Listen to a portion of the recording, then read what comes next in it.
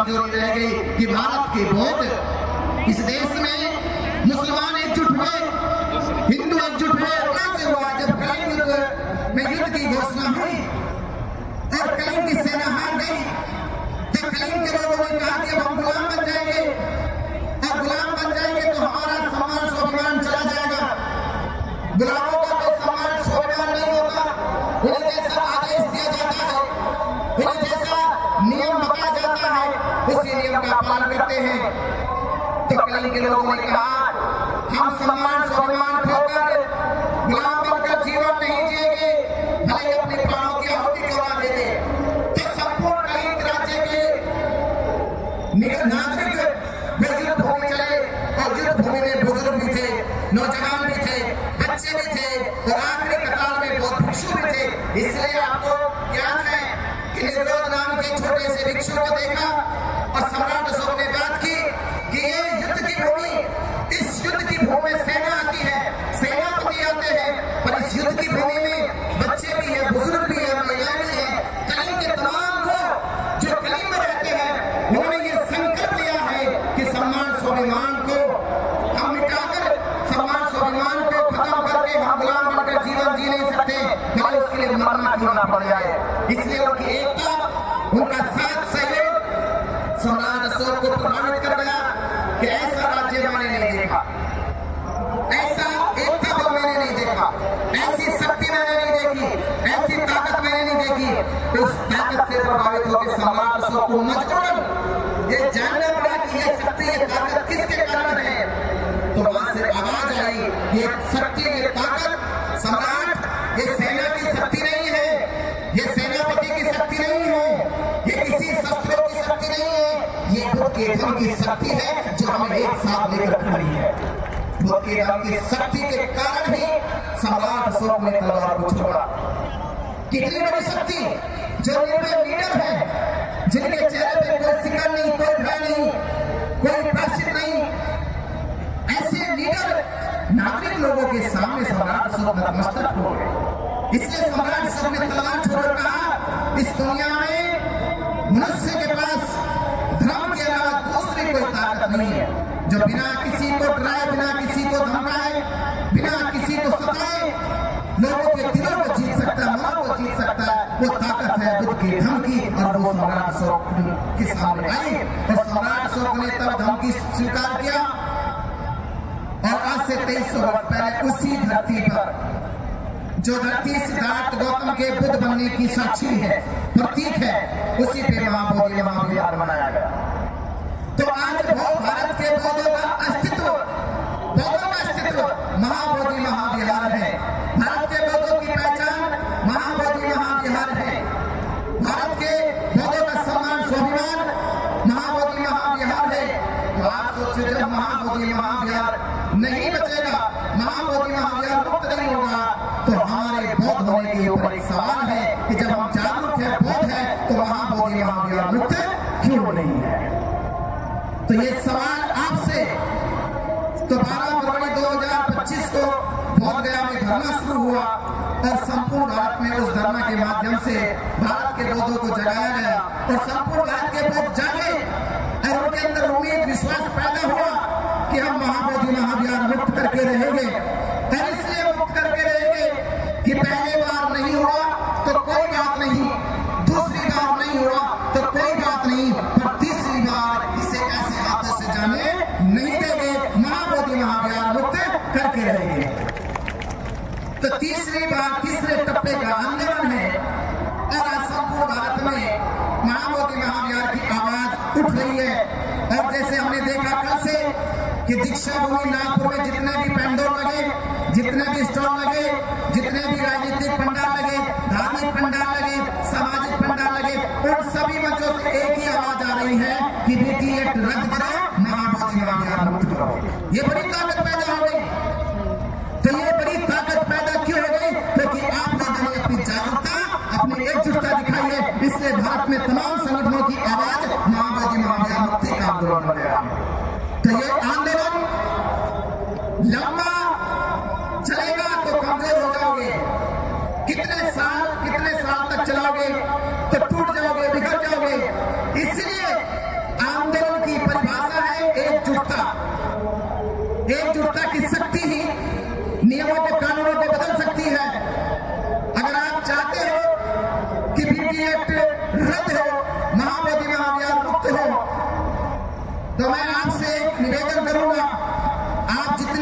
भूमि में बैठे, क्या आप हाथ खड़े करके बता सकते हो महाबोधि महाविहार मुक्त कराना चाहते हो?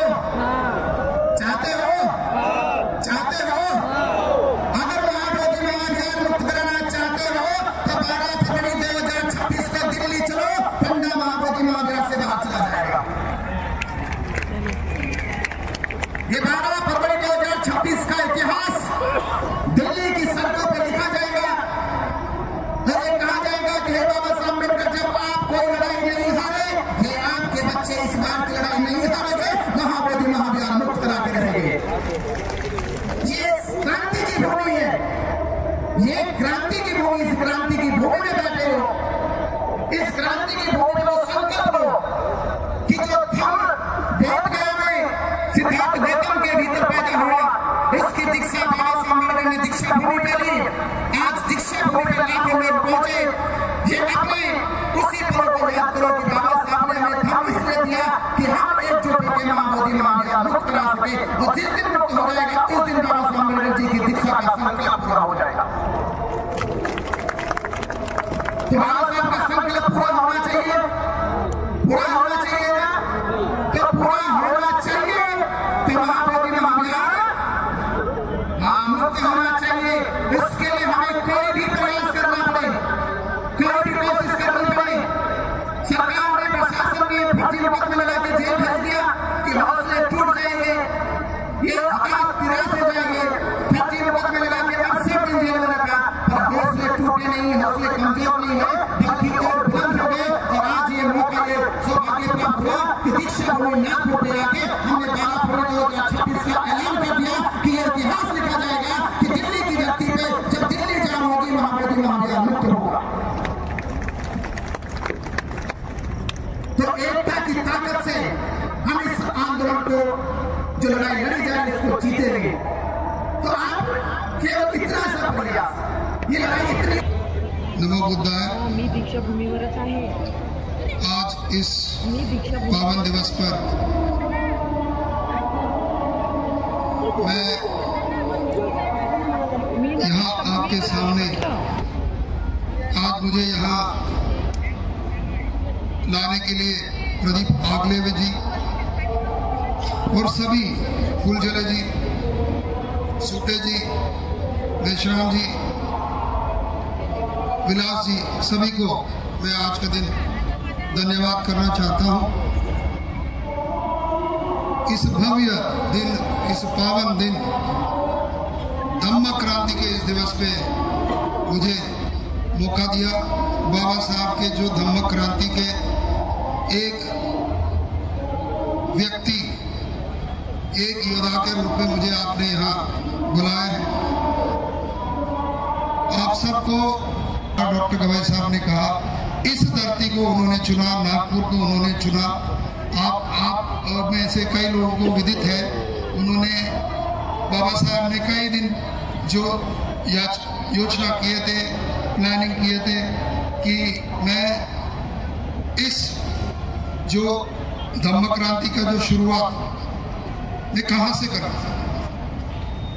उन्होंने इस धरती को, नागपुर को, धरती को उन्होंने सेलेक्ट किया।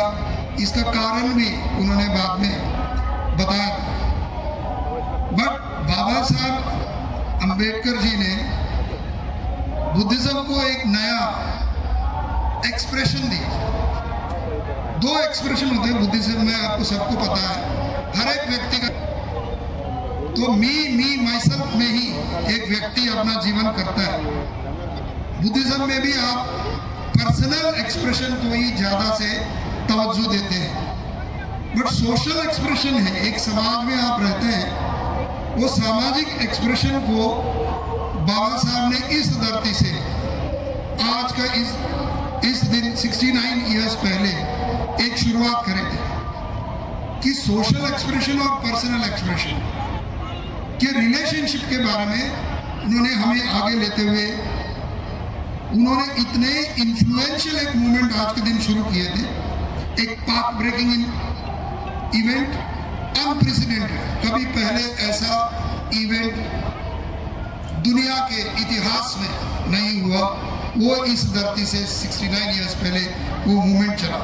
वो उस समय ये मूवमेंट शुरुआत हुई थी जब समाज में ऑपरेशन था और समाज में सोशल इंजस्टिस था। जब एक सोशल इंजस्टिस को लेके एक महान व्यक्ति, बाबा साहब महान व्यक्ति, उसको आगे ले जाते, उसको उन्होंने देखा कि मैं बुद्धिज्म को जब आगे ले जा रहा हूँ, वो बुद्धिज्म हमें इस सोशल इंजस्टिस को और ऑपरेशन को कैसे बदलाव लाएगा। उन्होंने ये जो धम्म क्रांति के जो शुरुआत किए थे वो एक डायनामिक मूवमेंट में कन्वर्ट हुआ। पीढ़ी प्रति पीढ़ी, साल हर साल ये धम्म क्रांति का मूवमेंट चलता रहा। आज के दिन आप लोग यहाँ उपस्थित हैं, हम उपस्थित हैं, वो एक प्रतीक है, वो एक एग्जाम्पल है कि पॉजिटिवनेस भी उस मूवमेंट में बाबा साहब ने लाया। बट इस जिस अप्रोच के साथ उन्होंने हमारे सामने बुद्ध को लाए हैं, बुद्ध मार्ग को लाए हैं, वो एक स्ट्रगल था। वो बहुत सोशल, पॉलिटिकल और एक रिलीजियस स्ट्रगल था। उस स्ट्रगल को उन्होंने अपने विजन के द्वारा केवल हमें धम्म नहीं दिया, हमें धम्म क्रांति के रूप में हमारे सामने जो दिया, जो वो धम्म क्रांति क्या है? समता, स्वतंत्रता, बंधुता, मैत्री और एक मोरालिटी, एक मॉरल इन्फ्यूजन हमारे बीच में किया। जी क्रांती हे काही रक्ताच्या थेंब सांडता झाली आणि अशा प्रकारची क्रांती केवळ परमपूज्य डॉक्टर बाबासाहेब आंबेडकरच करू शकतात। मला वाटतं आपले तिसरे चीफ गेस्ट आलेले आहेत, आम्ही 1 मिनिट थांबतो।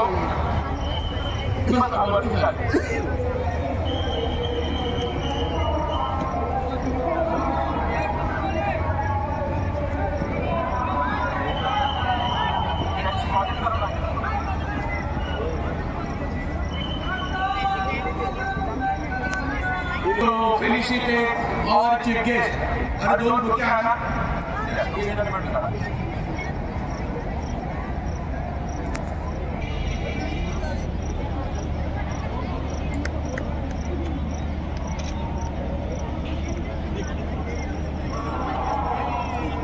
तेव्हा आता शांतता पाळावी, सगळे गेस्ट आलेले आहेत, कोरम फुल झालेला आहे। 14 ऑक्टोबर 1956 रोजी परमपूज्य डॉक्टर बाबासाहेब आंबेडकरांनी या पावन भूमीवरती दीक्षा घेतली आणि 1957 ला बाबासाहेब आंबेडकरांच्या महापरिनिर्वाणानंतर डॉक्टर बाबासाहेब आंबेडकर स्मारक समिती निर्माण झाली, ज्याचे पहिले अध्यक्ष सकाराम मेश्राम देव होते। आणि नंतर टप्प्याटप्प्यानं या डॉक्टर बाबासाहेब आंबेडकर स्मारक समितीला टप्प्याटप्प्याने जागा मिळाली। पहिले थोडी जागा मिळाली, नंतर अधिक जागा मिळाली, अद्याप आम्ही खुश नाही, आम्हाला अधिक जागा लागेल, त्यानंतर मी नंतर बोलेन। त्याच्यानंतर 1963 रोजी पद्मश्री त्या काळचे खासदार Dadasaheb Gaikwad Republican party of इंडियाचे अध्यक्ष हे या डॉक्टर बाबासाहेब आंबेडकर स्मारक समितीचे अध्यक्ष झाले। आदरणीय सदानंदजी फुलेले ते सेक्रेटरी झाले। आदरणीय फुलेले साहेब ज्यावेळेस धम्मचक्र प्रवर्तन दिन झाला, ज्या दिवशी झाला त्या दिवशी या नागपूर नगरीचे उपमहापौर होते आणि बरीच जबाबदारी त्यांनी त्या काळात स्वीकारली होती। दादासाहेब गवई आणि फुलेले साहेबांनी हा भव्य दिवस स्मारक करण्यासाठी अहोरात्र प्रयत्न केला, रक्ताचं पाणी केलं। पुढे दादासाहेब गायकवाडांच्या निधनानंतर 1977 मध्ये दादासाहेब गवई अध्यक्ष झाले, फुलेले साहेब आदरणीय ते परत सरचिटणीस झाले आणि हा भव्य दिवस देखावा, भव्य दिवस स्मारक बनवलं। या स्मारकाच्या बाजूला गार्डन आहे, या स्मारकाच्या बाजूला बाबासाहेब आंबेडकरांचा स्टॅच्यू आहे, भगवान बुद्धाचा स्टॅच्यू आहे, मोदी ट्री आहे, वाटतं सुद्धा आता नुकतंच स्टॅच्यू लागलेला आहे आणि या स्मारकाची चर्चा या भव्य दिव्य अशा स्मारकाची चर्चा केवळ नागपुरात नाही, विदर्भात नाही, महाराष्ट्रात नाही, देशात नाही, आंतरराष्ट्रीय स्तरावरती होतं. पुढे या डॉक्टर बाबासाहेब आंबेडकर स्मारक समितीने शैक्षणिक विभागात हातपाय ठेवला, पायरोट पुरवला. आपले मुलं शिकले पाहिजे, बाबासाहेब आंबेडकरांचे भीमसैनिक शिकले पाहिजे, मोठ्या मोठ्या पदावरती झाले पाहिजे. याच्यासाठी आर्ट्स, कॉमर्स अशा प्रकारच्या शाखा असलेल्या कॉलेज उघडलं. नंतर LLB, मॅनेजमेंट, दादासाहेब गवई आणि दिवंगत फुलेरे साहेबांच्या महान मेहनतीमुळे हे सर्व घडलं. त्या संदर्भाने अनेक सभा ठेवल्या आणि त्यांनी लोकांचं प्रबोधन केलं आणि शेवटी हैदराबाद येथे त्यांनी बुद्ध धर्म दीक्षेचा मोठा कार्यक्रम आयोजित केला आणि त्या ठिकाणी हजारो लोकांनी त्यांच्या प्रेरणेने बुद्ध धर्माची दीक्षा घेतली आणि म्हणून त्यांना आपण या ठिकाणी बोलवलेलं आहे. हे केवळ असं अधिकारच नाही, ते अकॅडमिशियन आहे. त्यांनी लॉमध्ये PhD प्राप्त केलेली आहे. त्यांचं पुस्तक सुद्धा प्रकाशित झालेलं आहे. या ठिकाणी ते पुस्तक आपल्या या ठिकाणी जे पाहुणे आणि बाकीच्या लोकांना ते पुस्तक देणार आहे. तसे डॉक्टर राजेश लेकर हे जरी IAS अधिकारी असले तरी ते अकॅडमिशियन आहेत, ते बौद्ध आहेत आणि त्यांना समाजासाठी अतिशय महत्वाचे आहे आणि हा त्यांचा परिचय मला वाटतं पुरेसा आहे. मैं डॉक्टर राजशेखर यांना विनंती करतो कि सर आप आइए और आपके जो विचार है बुद्ध धर्म के बारे में और बाबा साहब ने यहाँ जो क्रांति की उस संदर्भ में जो विचार है वो विचार आप हमें सुनाए. इसलिए मैं डॉक्टर राजशेखर जी को विनंती करता हूँ कि सर जब इस मूवमेंट से व्यक्ति डॉक्टर संतोष राव जब हार्वर्ड यूनिवर्सिटी में गए और उनको पढ़ाने के मौका मिला, आपको ये विदित होकर बहुत ही हर्ष होगा कि उन्होंने ये कोर्स चुना कि Buddhism and social justice. Buddhism and social justice को कोर्स को उन्होंने चुना. उस कोर्स को उन्होंने पढ़ा. वहाँ हार्वर्ड यूनिवर्सिटी को बच्चों को उन्होंने पढ़ाया हार्वर्ड डिग्निटी स्कूल में और उस कोर्स के लिए बहुत स्टूडेंट्स अप्लाई किए थे, बहुत ही कम लोगों को मिला. वहाँ डॉक्टर संतोष राउत वहाँ गए थे. सबसे पहले चीज उन्होंने ये काम किया, 2 साल पहले इसी दिन को धम्मचक्र परिवर्तन दिन का वहाँ एक बहुत बड़ा प्रोग्राम किया. जो धम्म क्रांति का ये जो मूवमेंट है, ऐसा व्यक्तियों को हमारा सामने लाता है. वो निष्ठा से, लगन से और बाबा साहब और बुद्ध के मार्ग पे आगे बढ़ते हुए ये मूवमेंट और भी आगे सालों में बढ़ेगा. और धम्म क्रांति का मूवमेंट में आज हम सब एक पार्ट है. आप और हम ये मूवमेंट एक समाज, स्वतंत्रता का समाज, इक्वालिटी और पीस के साथ हम सब रहे. और रिलीजन एसेंशियल है बाबा साहब ने कहा, बट वो एसेंशियल रिलीजन इक्वालिटी लाना चाहिए. इसी ओर समाज में इक्वालिटी और शांति, इसी ओर के लिए मैं समझता हूँ हम सब लोग यहाँ एकत्रित इसलिए हुए इसको आगे ले जाने के लिए. मुझे यहाँ ये मौका दिया बोलने के लिए, आज यहाँ निमंत्रण किया. आप सबको धन्यवाद और जय हिंद. वो लड़ाई भी ठीक है, पर सबसे बड़ी लड़ाई का उदाहरण है अभी मुंबई को मराठा लोगों ने 4 दिन में जाम कर दिया. मालूम है सबको, मुंबई जाम हो गई और सरकार घुटनों पे आ गई. तो सरकार घुटनों पे आ गई और मराठा आरक्षण के नाम पर उनके साथ सहमति कर ली. किसानों ने ताकत दिखाई, किसानों की बात सरकार ने मान ली. और आपका भी इतिहास गवाह है, ऐसा नहीं आपका इतिहास गवाह नहीं है.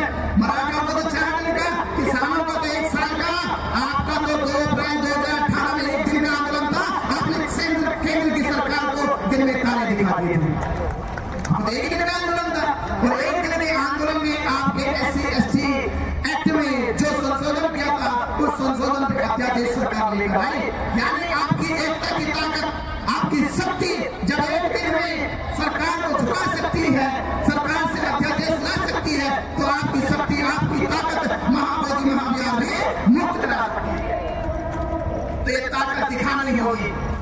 ताकत दिखानी होगी। इसके लिए आज हम सभी लाखों लोग, लाखों बौद्ध अनुयायी आज दीक्षा भूमि नागपुर में आए हैं। ये दीक्षा भूमि आपकी गवाही बने और जब अगले साल आओगे तो फिर इस मत से कहा जाएगा कि अगर मक्का मदीना मुसलमानों का है, यरूशलेम चर्च अगर ईसाइयों का है, राम मंदिर अगर हिंदुओं का है, तो महाबोधि महाविहार बौद्धों का है। अगले बार आप ये कह सको, ये गर्व कर सको। तो मैं कहना चाहता हूँ जिस दिन महाबोधि महाविहार मुक्त हो जाएगा उस दिन दुनिया का सबसे बड़ा भिक्षु प्रशिक्षण केंद्र बोध गया में खड़ा हो जाएगा, उस दिन खड़ा हो जाएगा।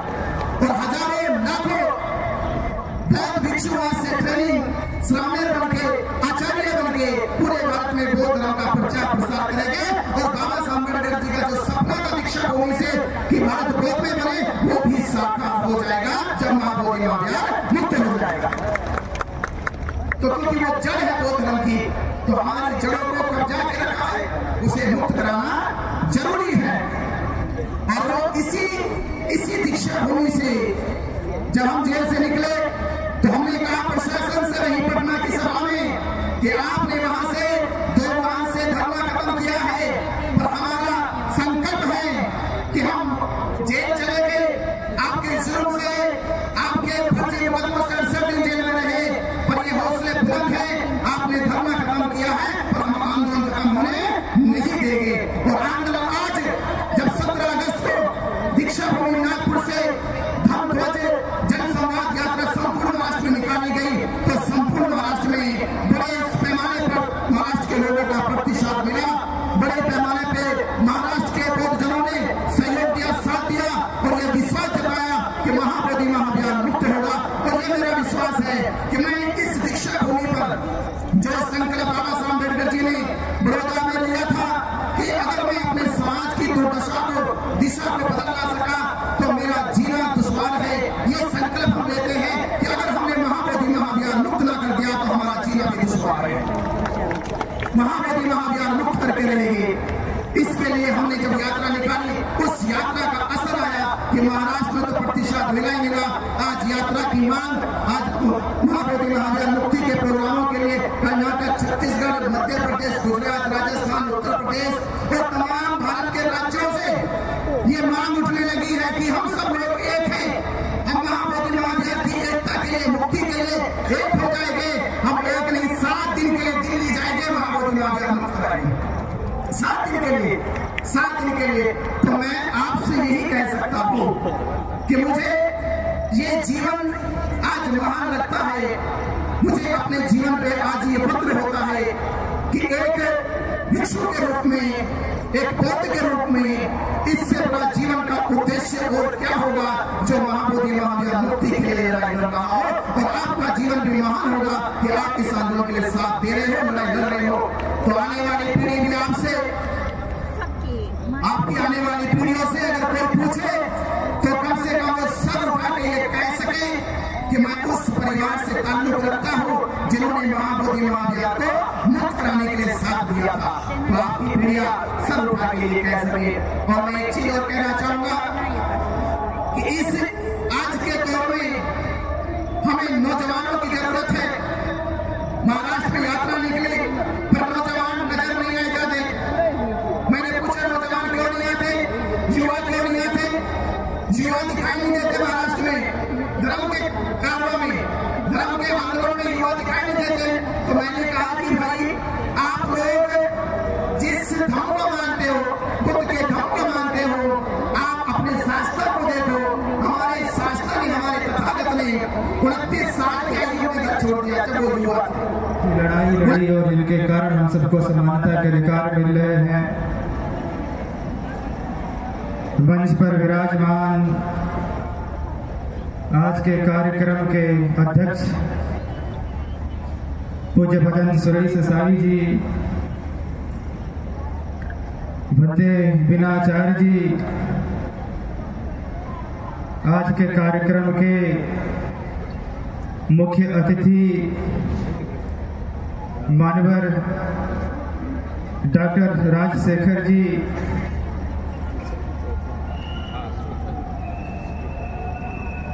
जिनके आमंत्रण पर इस महान समारोह में सम्मिलित होने का अवसर मिला, मानवर राजेंद्र गवई जी, इस कार्यक्रम का सफल संचालन कर रहे doctor Aglave sir, advocate Anand ji और इस धम्म दीक्षा समारोह में उपस्थित पूरे देश के कोने कोने से आए परम पूज्य बाबा साहब डॉक्टर अम्बेडकर के अनुयायियों, मीडिया बंधुओं, बहुत लंबा नहीं बोलना है, कुछ संस्मरण आपके सामने रख करके अपनी बातों को विराम दूंगा। हालां 14 अक्टूबर 1956 को परम पूज्य बाबा साहब डॉक्टर अम्बेडकर ने धम्म दीक्षा लिया, लेकिन उस पर कार्य वह वर्षों पूर्व कर रहे थे। धम्म दीक्षा के वर्षों पूर्व बाबा साहब डॉक्टर अम्बेडकर ने जब अपने किताबों को रखने के लिए घर बनाया तो उसका नाम राजगृह रखा। बाबा साहब डॉक्टर अम्बेडकर दीक्षा के पूर्व 1947 में नागसेन महावन बनाया। बाबा साहब डॉक्टर अम्बेडकर दीक्षा के पूर्व सांची की यात्रा पे गए। डॉक्टर बाबा साहब अम्बेडकर दीक्षा के पूर्व वहां बनते बोधानंद महासवीर से मुलाकात करी और उनका लाइब्रेरी देख रहे थे। जब बाबा साहब अम्बेडकर लाइब्रेरी देख रहे थे कि उसका नाम इसेंस ऑफ बुद्धिज्म अर्थात बौद्ध धर्म का सार, उसे बाबा साहब ने अपने हाथों में उठाया और बनते बोधानंद महासवीर से कहा कि बनते जी, मैंने बौद्ध धर्म पे जितनी किताबें पढ़ी है, एक किताब मुझे सबसे अच्छी लगती है। डॉक्टर बाबा साहब अम्बेडकर दीक्षा के पूर्व 1952 में दिल्ली में पूरे देश से आए हुए अम्बेडकर ने उन लोगों को बड़े प्रेम से कहा कि नहीं, आप मेरा जन्मदिन मत मनाइए, आप मेरे साथ इस देश के जो सबसे बड़े महापुरुष उनका जन्मदिन मनाइए। उन विद्यार्थियों ने कहा कि बाबा साहब कौन से महापुरुष हैं? डॉक्टर बाबा साहब अम्बेडकर ने कहा तथागत बुद्ध है। 12वीं शताब्दी के बाद भारत में पहली बार बुद्ध जयंती मनाई गई, बाबा साहब के नेतृत्व में मनाई गई। ऐसे ही शाम का समय था जब बाबा साहब अम्बेडकर को सभा को संबोधित करना हुआ, तो बाबा साहब डॉक्टर अम्बेडकर ने कहा कि हालांकि मैं हमेशा मराठी में बोलता हूँ, अंग्रेजी में बोलता हूँ, लेकिन मैं आज हिंदी में बोलूंगा। बाबा साहब ने हिंदी में बोला। बाबा साहब दीक्षा के पूर्व श्रीलंका गए। श्रीलंका के विभिन्न बौद्ध विहारों में उन्होंने दर्शन किया और बौद्ध संस्कृति को समझने का प्रयास किया। डॉक्टर बाबा साहब अम्बेडकर दीक्षा के पूर्व भारतीय संविधान की रचना किए और भारतीय संविधान में बौद्ध धर्म के मूल तत्वों को रोपित किया। जब संविधान बन रहा था और बहुत सारे सदस्यों ने आरोप लगाया कि बाबा साहब अम्बेडकर बहुत सारे मूल तत्व विदेशों से ले रहे हैं, तो डॉक्टर बाबा साहब अम्बेडकर ने कहा कि नहीं, संविधान में समता, स्वतंत्रता, न्याय और बंधुत्व का जो सिद्धांत मैं बाहर से नहीं ले रहा हूँ, मैं अपने गुरु से ले रहा हूँ। मेरे गुरु भगवान बुद्ध है। तो दीक्षा के पूर्व बाबा साहब अम्बेडकर ने भगवान बुद्ध को अपना गुरु मान लिया था। दीक्षा के पूर्व डॉक्टर बाबा साहब अम्बेडकर ने आगरा की पावन धरती पर चक्की पाठ बुद्ध विहार का नींव रखा है। ऐसे बहुत सारे कार्य डॉक्टर बाबा साहब अम्बेडकर ने दीक्षा के पूर्व किया। मुझे एक संस्मरण, एक ऐतिहासिक संदर्भ बहुत प्रेरित करता है। डॉक्टर बाबा साहब अम्बेडकर 1954 में रंगून गए। रंगून में विश्व बौद्ध सम्मेलन हो रहा था। उस विश्व बौद्ध सम्मेलन में पूरे दुनिया के जितने भी बौद्ध देश हैं, उनके राष्ट्रपति और प्रधानमंत्री आए हुए थे। दुनिया के बहुत सारे विद्वान आए हुए थे और उस विश्व बौद्ध सम्मेलन में भारत से पंडित जवाहरलाल नेहरू जी, उनका मंत्रिमंडल गया हुआ था। डॉक्टर बाबा साहब अम्बेडकर के साथ बहुत सारे बड़े बड़े भंते लोग गए हुए थे। सम्मेलन शुरू हुआ। प्रधानमंत्रियों ने, राष्ट्रपति लोगों ने बोलना शुरू किया। जब वो लोग अपना विचार रख रहे थे, बार बार बाबा साहब अम्बेडकर को, नेहरू जी को देख रहे थे। बार बार नेहरू जी और बाबा साहब को देख करके लोग दुख व्यक्त कर रहे थे। कह रहे थे, देखिए, जिस देश में भगवान बुद्ध ने जन्म लिया, उस देश के लोग भगवान बुद्ध को भूल गए हैं। वो लोग कह रहे थे कि देखिए, जिस देश में भगवान बुद्ध ने बौद्ध धर्म दिया, उस देश के लोग भगवान बुद्ध के धर्म को भूल गए हैं। वो लोग कह रहे थे कि देखिए, जिस देश में भगवान बुद्ध ने ज्ञान का वृक्ष यानी बोधि वृक्ष लगाया है, उसी देश से बोधि वृक्ष सूख रहा है। वो लोग शिकायत कर रहे थे कि आप लोगों ने उसे बचाने का प्रयास नहीं किया। वो लोग बहुत तरह की आलोचनाएं कर रहे थे। उन आलोचनाओं का, उन शिकायतों का प्रभाव नेहरू जी पे नहीं पड़ा, लेकिन उन आलोचनाओं का, उन शिकायतों का प्रभाव बाबा साहब अम्बेडकर पे पड़ा। जब बाबा साहब अम्बेडकर बोलने के लिए खड़ा हुए, बाबा साहब अम्बेडकर ने कहा, मैं ऐसा मानता हूं कि जिस देश में भगवान बुद्ध ने जन्म लिया, उस देश के लोग भगवान बुद्ध को भूल गए हैं। बाबा साहब ने कहा कि मैं ऐसा मानता हूं, जिस देश में भगवान बुद्ध ने बौद्ध धर्म दिया, उस देश के लोग भगवान बुद्ध के धर्म को भूल गए हैं।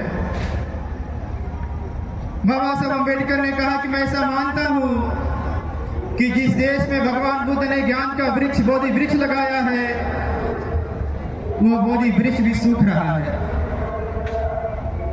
बाबा साहब अम्बेडकर ने कहा कि लेकिन संतोष की बात है, प्रसन्नता की बात है कि वह बोधि वृक्ष अभी पूरी तरीके से सूखा नहीं है। बाबा साहब ने कहा कि भारत में बुद्ध धर्म की जड़ें अभी हरी भरी हैं, अगर उस पर पानी डाला जाए तो पुनः जीवित हो जाएगा। डॉक्टर बाबा साहब अम्बेडकर ने कहा, मैं आप सबके सामने संकल्प ले रहा हूं। बाबा साहब अम्बेडकर ने कहा कि मैं आप सबके सामने प्रतिज्ञा कर रहा हूं, यहां से वापस जाने के बाद अपने लाखों अनुयायियों के साथ भारत में बुद्ध धर्म का जो वृक्ष सूख रहा है, उस पर पानी डालूंगा, उसे हरा भरा करूंगा। बंधुओं, बाबा साहब डॉक्टर अम्बेडकर आए, अपने कथनानुसार अपने लाखों अनुयायियों के साथ इसी पवित्र भूमि पर पानी डाल करके बौद्ध धर्म की जड़ों को हरी भरा कर दिया, बौद्ध धर्म के जड़ों को जीवित कर दिया। मुझे एक संस्मरण और याद आता है, जब बाबा साहब अम्बेडकर ने यहाँ दीक्षा लिया, इसकी गूंज पूरी दुनिया में सुनाई दे रही थी। पूरी दुनिया में बौद्ध धर्म के लिए जो कार्य कर रहे थे, उन लोगों के खुशी का कोई ठिकाना नहीं था। पूरी दुनिया से बाबा साहब अम्बेडकर को संदेश भेजे जा रहे थे, मंगल संदेश भेजे जा रहे थे। उसी समय जापान में एक कार्यक्रम हो रहा था और उस जापान के कार्यक्रम में उस समय के एक बहुत बड़े विद्वान, जिनको राहुल संस्कृतायन कहा जाता है, जापान जा रहे थे। महापंडित राहुल संस्कृतायन काठमांडू के एयरपोर्ट पर उपस्थित हुए, अपने राज्यों शहरों से लाखों की संख्या में आए और एक आशा उम्मीद लेकर कि ये पावन धरती जिसपे आज से 69 साल पहले परम पूज्य बाबा साहब डॉक्टर अंबेडकर जी ने धम्म की दीक्षा ली, और ऐसी दीक्षा जो 14 अक्टूबर 1956 से पहले ना तो विश्व में इतनी बड़ी दीक्षा हुई, न बाबा साहब अम्बेडकर जी के बाद पूरे भारत और विश्व में इतनी बड़ी दीक्षा हुई।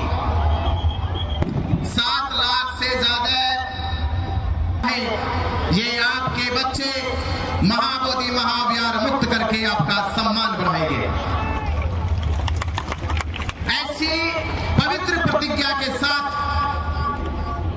हम आज यहां से संकल्प लें कि बाबा साहब अम्बेडकर जी ने अपने जीवन में जो लड़ाई लड़ी, जो संघर्ष किए, उन संघर्षों में सफलताएं प्राप्त की। और वो दौर जब समाज जाति, छुआछूत, भेदभाव, असमानता की जंजीरों से बंधा हुआ था, जब समाज की अभिव्यक्ति, सामाजिक, शैक्षिक, राजनीतिक, धार्मिक समानताएं छीन ली गई थी, उस समय समाज की क्या दुर्दशा थी। तो उसी समय कहना कि ये समाज की दुर्दशा ऐसी क्यों हो गई। हजारों साल तक भारत का वासी अपनी संस्कृति, अपनी विरासत को पाने के लिए प्रयास करता रहा। ये प्रयास हजारों साल तक चलता रहा कि लोटी संस्कृति हमारी दासहीन बनाया था, कि लोटी संस्कृति हमारी दासहीन बनाया था। वैसे टपके आंसू, कोई फरियाद सुन ना पाया था। होता रहा शोषण हमारा, कोई अल्लाह, ईश्वर, देवी देवता, भगवान ना आया था। और लिया जन्म भीम ने जगत में पढ़ लिख कर अनूठा ज्ञान पाया था। तोड़ मनवादी जंजीरों को इस देश के शोषित पीड़ित समाज को आजाद कराया था। बाबा साहब अम्बेडकर जी ने हमें आजाद कराया, इसलिए नहीं कि हम अपने घरों में बैठ जाए आराम से। अगर घरों में ही बैठना था तो आजादी क्यों दी? क्यों ये समानता का जीवन जीने का प्रण लिया आपने कि कुछ लड़ाई है अधूरी, उनको पूरा करना आपको। वो अधूरी लड़ाई कि जैसे मैं कहता हूं कि किसी सभ्य समाज की पहचान ये नहीं कि वो कितना धनवान है, वो कितना बलवान है, उसके पास कितनी गाड़ियां हैं, कितने बड़े बैंक बैलेंस हैं, बल्कि सभ्य समाज की पहचान का आधार है कि उसकी शिक्षा का स्तर क्या है, उसके सामाजिक संस्कार क्या है, उसकी संस्कृति क्या है और उसकी विरासत क्या है। ये एक सभ्य समाज की पहचान है। तो हमें आज ये परिचय देना होगा कि हम बाबा साहब अम्बेडकर जी के बच्चे, जो भारत के नहीं विश्व के सबसे उच्च कोटि के पढ़े लिखे व्यक्तित्व थे, ऐसे महामानव ने हमें उन छुआछूत की जंजीरों से मुक्त करके इसी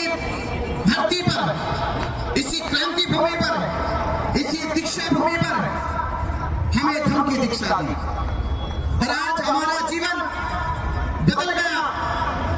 हम भी आज कह सकते हैं गर्व से कि हम श्रेष्ठ हैं, हमारा जीवन भी श्रेष्ठता से परिपूर्ण है। आज हम जाति में नहीं, हम पाति में नहीं, हमारे साथ कोई छूत का असमानता का भेद नहीं, क्योंकि हम बौद्ध हैं और बौद्ध सर्वश्रेष्ठ होते हैं जिनका जीवन महान होता है। ये महान जीवन का अनुभव जो आज भारत के लाखों करोड़ बौद्ध लेते हैं, ये अनुभव इसलिए मिला कि आप भारत की उस खोई विरासत को, संस्कृति को वापस लौटा सके। आप धर्म की नींव को, बाबा साहब अम्बेडकर जी ने यहां से धर्म की नींव को मजबूत किया और हमारे सामने एक अधूरा सपना छोड़ के चले गए। वो अधूरा सपना भारत को बाद में बनाने का, वो अधूरा सपना भारत के बौद्धों की संस्कृति विरासत को पुनः जीवित करने का। और आज हम लोग विश्व में मुसलमान सर उठा के कह सकते हैं कि मक्का मदीना उनके पास है, मुसलमान कह सकते हैं, दुनिया के ईसाई कह सकते हैं कि यरूशलेम वेटिकन सिटी का चर्च उनके पास है, हिंदू लोग कह सकते हैं कि उनके पास उनके धार्मिक मंदिर हैं, सिख लोग कह सकते हैं गुरुद्वारे उनके पास है, जैनी कह सकते हैं जैनी मंदिर उनके पास है, पर भारत के बौद्ध नहीं कह सकते कि हमारे पास महाबोधि महाविहार है। तो भारत के बौद्ध भी कह सके, ये सर उठा के कह सके कि जो लड़ाई 134 साल से लड़ी जा रही है, जिसके इंतजार में 6 पीढ़ियां चली गई, ये 7वीं पीढ़ी 6 पीढ़ी चली गई और ये अवसर, ये मौका मिला 7वीं पीढ़ी को, और ये 7वीं पीढ़ी कह सके कि भले हमारा जन्म बुद्ध के काल में ना हुआ हो, भले हमने तथागत बुद्ध को ना देखा हो, भले हमने तथागत बुद्ध के उपदेशों को ना सुना हो, ये अफसोस की बात है, ये कमी खलती होगी हमारे जीवन में कि वो लोग महान थे जो बुद्ध के साथ चल सके, वो लोग श्रेष्ठ थे जिन्होंने बुद्ध को देखा, स्मरण किया। पर आज ये जो कमी थी, ये आज आपको ये भी गर्व कराती है कि जो आंदोलन 134 साल से चल रहा था, महाबोधि महाविहार मुक्ति का, उसे मुक्ति कराने के लिए आप लोगों को भी चुना गया।